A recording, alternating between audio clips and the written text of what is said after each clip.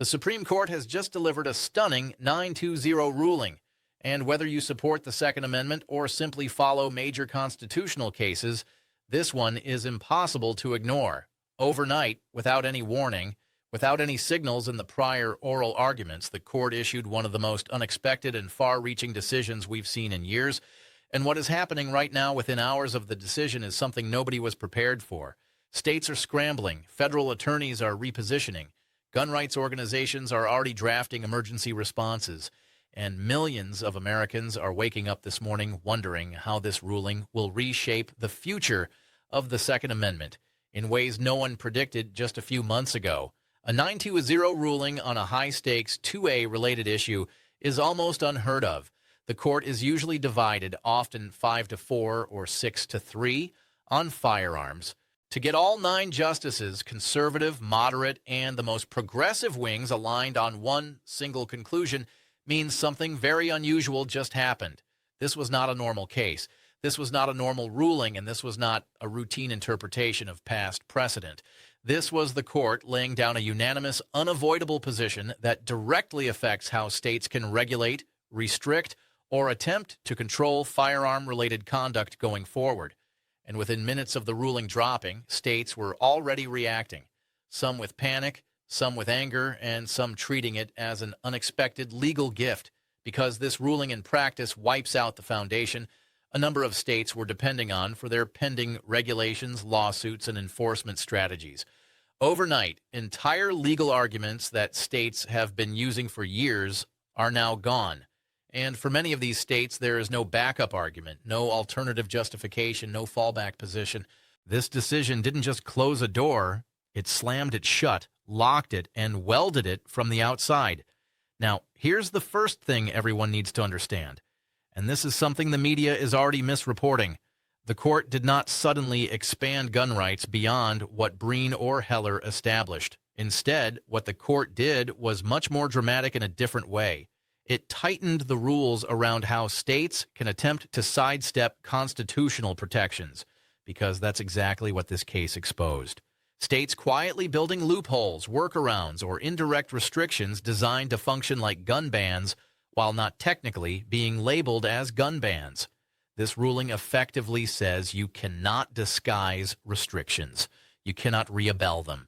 You cannot transfer them from one agency to another. If the effect is unconstitutional, the mechanism doesn't matter.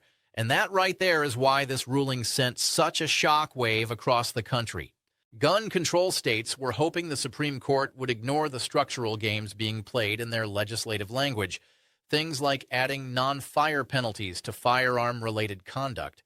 Things like shifting enforcement from police to administrative boards to avoid constitutional scrutiny. Things like redefining possession as public risk behavior to claim they were regulating conduct instead of firearms. But the court saw through it unanimously. The next piece of this that people need to understand is how this ruling immediately affects ongoing litigation across the country. Multiple lawsuits are in active stages over assault weapon bans, magazine bans, tax-based restrictions, purchase permits, carry restrictions, and exotic new enforcement mechanisms created by blue states trying to insulate their laws from brewing. This ruling gives gun rights plaintiffs an entirely new weapon in their legal arsenal, something they have never had before. A unanimous statement from the court that indirect restrictions are treated the same as direct ones. When the court said that the Constitution cannot be avoided by administrative structuring, they basically destroyed the primary strategy gun control states have been using since 2022. Regulatory R-routing, moving enforcement away from law enforcement agencies and into licensing boards, advisory commissions, or liability-based penalties. All of that is now constitutionally irrelevant. If the underlying effect burdens core 2A rights, the mechanism doesn't matter. That alone changes how dozens of pending cases will be litigated in the coming months. But let's step deeper into the ruling, because the part that shocked legal analysts was not just the conclusion. It was how strongly worded the opinion was. For a court that is normally careful about language, normally cautious about signaling future legal interpretations, this ruling read like a clear warning shot, almost a blueprint for the cases coming next. The court did not say, "We disagree with the state's approach." They said the state's actions were an unconstitutional circumvention of constitutional protections. That phrase is going to appear in lawsuits nationwide. The opinion also stated that no branch of government, federal or state, is allowed to restructure enforcement in a manner designed to escape constitutional review.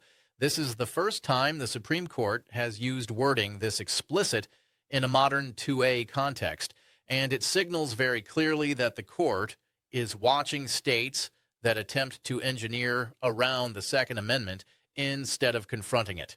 Honestly, the ripple effect is enormous because now states like California, New York, Illinois, New Jersey, and Maryland, states that rely heavily on complex regulatory frameworks instead of straightforward bans, are going to face immediate challenges. Their attorneys general are already in emergency meetings this morning. They know what's coming. Their entire legal justification for dozens of firearm-related statutes was based on exploiting the gray areas around enforcement structure, not the substance of the restriction itself. Those gray areas are gone. The federal government, meanwhile, is in a different position. While this case does not directly attack federal agencies, it does indirectly challenge one of their favorite tools, administrative delegation. Agencies like ATF have depended heavily on being able to shift interpretations, redefine categories, and create indirect penalties through regulatory definitions rather than explicit congressional lawmaking. While this decision does not overturn any specific ATF rule, it signals very bluntly that the court is prepared to treat indirect restrictions as constitutionally equivalent to direct ones. That should worry federal agencies, especially given how many lawsuits the ATF is already facing over frames and receivers, pistol braces, private sales rules, and NFA-based administrative interpretations, because here is the larger takeaway of the ruling. If a state or federal agency creates a system where the effect is the same as a gun ban, but the structure is designed to hide that fact, it's now unconstitutional. The court is clearly setting boundaries for how the Second Amendment will be treated going into 2025 and 2026. They are laying down a legal architecture that will influence the next decade of 2A cases, and they are doing it unanimously. But the most shocking part of this ruling may not be what they decided, it's what they hinted at. In multiple paragraphs, the court referenced the need for consistent historical grounding and warned against modern constructs designed to bypass constitutional limitations. These phrases echo Bruin, but they go a step further. They suggest the court is preparing to expand the historical test requirement deeper into enforcement mechanisms, not just into the law itself. That means this ruling is not the final blow. It's the opening shot for what the court is going to do next. Now let's talk about the immediate fallout happening across the country. The ruling has created a domino effect. Gun rights organizations are already filing emergency motions citing the new opinion. States are being pressured to freeze enforcement of certain regulations until they can determine whether their enforcement structures will survive scrutiny. County sheriffs in multiple states are publicly stating they will not enforce rules that now appear constitutionally vulnerable. For example, in states with permit-o-purchase laws, officials are questioning whether denying permits through administrative discretion rather than explicit statute will now violate the ruling. In states with complex carry restriction maps, officials are reviewing whether their zoning-based permit systems constitute indirect infringements.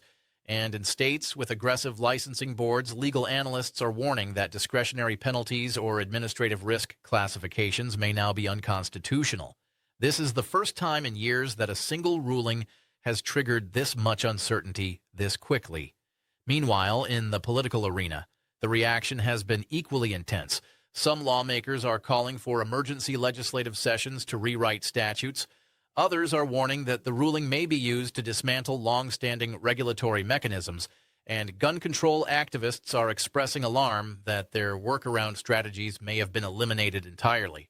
On the other side, gun rights advocates see this as a once-in-a-generation victory. They believe the unanimous vote, especially the inclusion of the court's 3 liberal justices, signals that the court is no longer willing to tolerate creative regulatory circumvention. They believe this ruling gives them a clear path to challenge a broad range of laws previously considered untouchable, and they're probably right. But here's where things get even more intense. Multiple major 2A cases are already headed for the Supreme Court. They were expected to be decided next term. But now, analysts are wondering whether this new ruling will accelerate some of those cases or even influence how the court chooses which ones to hear. Because if the court just sent a nationwide message unanimously about the limits of indirect firearm regulation, then the cases coming next are the ones dealing with direct regulation, assault weapon bans, magazine bans, age-based restrictions, purchase permit requirements, and discretionary carry limitations. This ruling sets the tone for all of them. The court is making it clear that they are focused on constitutional structure, not just statutory language. And that is why what happens next truly will change everything. States cannot simply rewrite wording, rename enforcement boards, or create new safety classifications and expect the court to ignore the manipulations. For the first time in decades, there is a bright line. The Second Amendment cannot be eroded by structural design. The next 12 months are going to redefine the national landscape of firearm law. This ruling is the flashpoint, the first domino, the case that will be cited in countless lawsuits across the country, and it will force states, federal agencies, attorneys, and judges to confront the Second Amendment honestly, without the legal smoke and mirrors that have dominated the debate for years. This was not just another Supreme Court decision. This was the court stepping in and saying, we see what you're doing, and it stops now.